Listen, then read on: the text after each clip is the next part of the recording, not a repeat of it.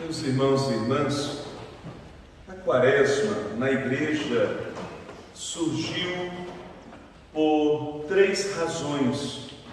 Primeira, a preparação dos catecúmenos para a iniciação cristã, para receberem os sacramentos do batismo, da confirmação, da Eucaristia, para se tornarem membros da Igreja.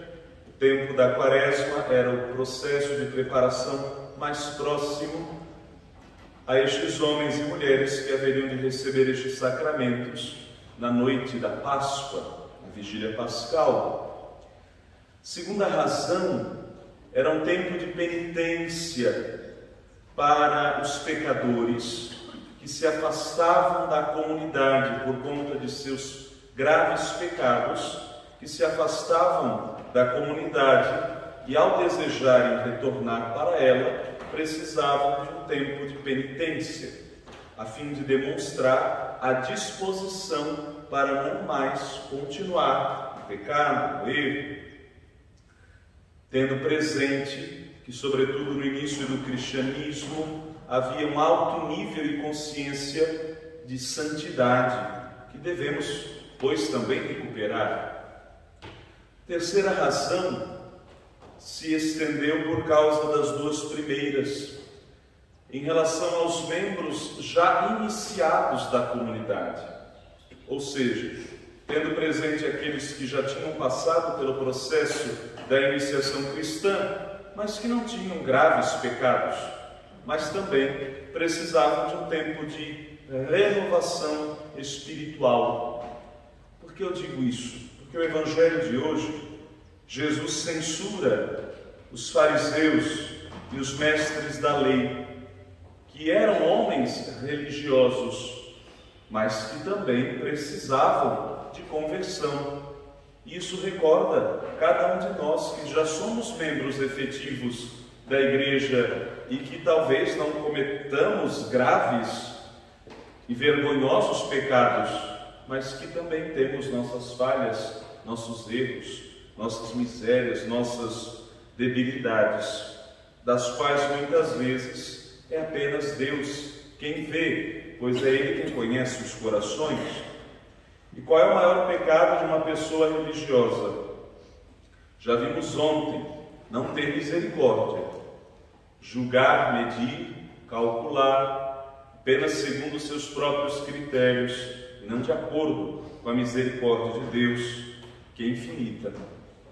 E hoje o Evangelho segundo Mateus, capítulo 23, vem nos dizer que o maior pecado de uma pessoa religiosa talvez não seja a imoralidade, que é um pecado grave de quem está no processo inicial de conversão, de volta para Deus, de volta para a Igreja. Mas o maior pecado de uma pessoa religiosa é a incoerência. É o que Jesus diz: deveis fazer e observar tudo o que eles dizem, mas não imiteis as suas ações, pois eles falam e não praticam. Claro que viver a fé, viver o Evangelho não é algo fácil, é algo por demais exigente, do qual Deus não está nos cobrando a perfeição, mas quer ver o esforço, quer ver a dedicação. Mas o problema está quando, na vida espiritual, na vida sacramental, na vida devocional, eu começo a dar pequenos passos, a ter pequenos progressos, a criar coerência, a criar consistência. E há algo que nos acompanha que é muito difícil de deixar e de abandonar, que é o orgulho. Parece que nessas horas vem alguma coisa na nossa mente e diz: para, nossa, como você está indo bem, olha quem está, olha quem não é tão esforçado e dedicado quanto você, olha lá. E então vem em nós aquela tendência e aquela tentação a julgar. Por isso o Evangelho de hoje vai terminar dizendo: quem se exaltar será humilhado, e quem se humilhar será exaltado.